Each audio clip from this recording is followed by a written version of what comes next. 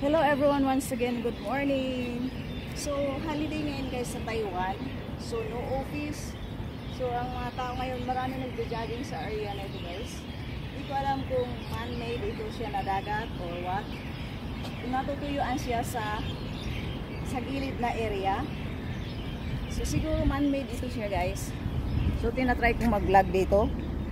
So, na-vlog ko na nga ito guys. Pero inuulit ko na first time kong gawin siya ng ngayong umaga.